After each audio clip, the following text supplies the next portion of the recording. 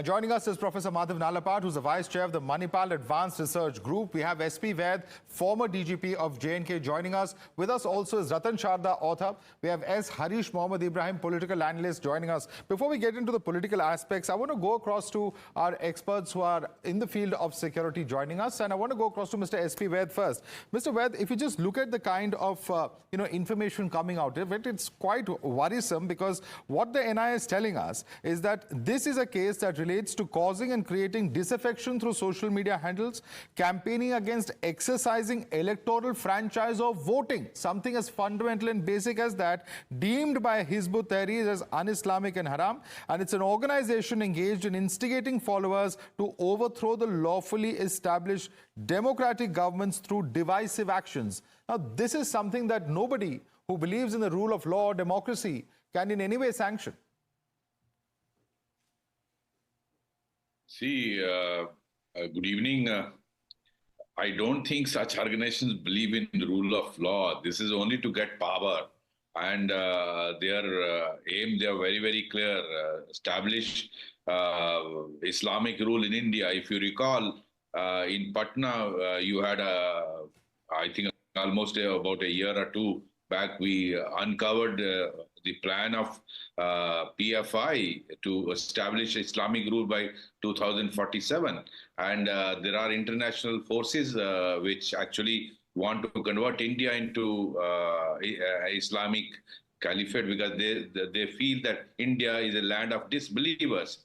And whether it is Al-Qaeda, ISIS, only recently there was a report about, I think, United Nations report about how Al-Qaeda and ISIS are very active in Jammu and Kashmir, and I think they are trying to have their modules by different names also in other parts of the country. And whether it is PFI, Al-Qaeda, ISIS, Jaish, LET, they all have similar ambition, and to make India an Islamic nation. And I think the first thing which should be done in India is to protect the original Sanskriti, that is Sanatan Dharma. Once this goes away, I think India is the only land where you have Sanatan Dharma in such a number. And I think everyone is working to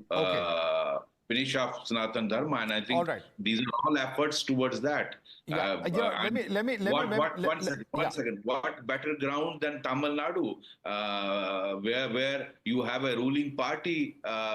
Mr. Stalin talks of Sanatan Dharma as a virus. I'll come to that. That's a very important point indeed, sir. I'm well aware of it. And in fact, we have panelists who will be discussing that point. But let me stick to the initial point as far as the investigation perspective is concerned. Professor Nalapat, we have seen similar Islamist plots in India. We have seen them across the world. Are there lessons that have to be learned that perhaps somewhere or the other we are lacking? And of course, due credit to our agencies that none of these individuals could perhaps action the thoughts that they had in terms of actually carrying out any kind of attacks. But the very fact that they are propagating this kind of extremely divisive and extremely troublesome material, are there some important lessons to be drawn here? Professor Nalapat. Well, I think it's very, very clear. The Hizb-ut-Tahrir is not a small organization. It has got more than 600,000 to 700,000 members across the world, and they have been completely indoctrinated that you must have a fanatic government, a fanatic ultra-Wahhabi government, which runs the whole world. Their ambition is nothing less than the takeover of the whole world, and that too, not by elections, not by the ballot, but by the force of the bomb and the bullet and terror. So they're very clear about that the ballots are useless. What is needed is the bullet.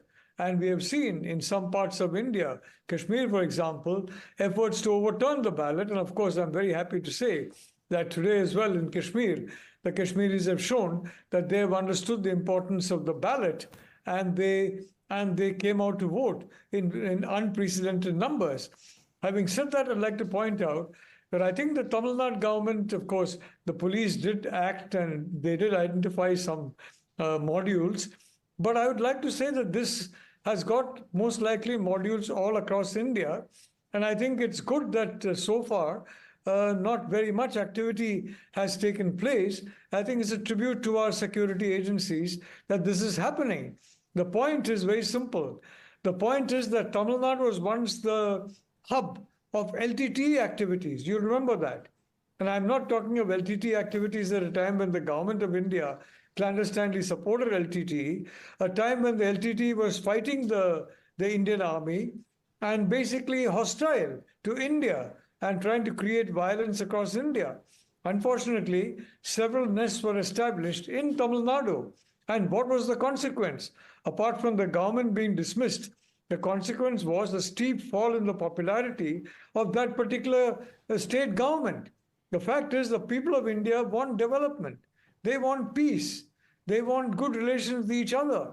And they are not happy unless the state government joins hands with the central government in ensuring that kind of an atmosphere. So I think the Tamil Nadu police made, from what you say, a good start.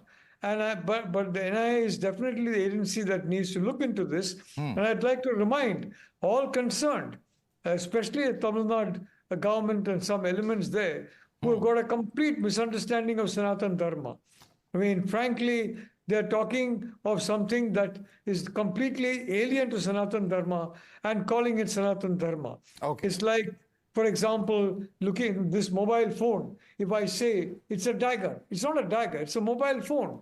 So I don't want to talk about the mistakes that politicians make. I would like to say it's very important for the entire country that every single module of the Hizb-ut-Tahrir, which may I say, has got several 100,000 members and several billions of dollars in funds and a huge arsenal of weapons, and operates in at least about 60 countries across the world. This is not a small organization. Right. Professor Nalapat, allow me to come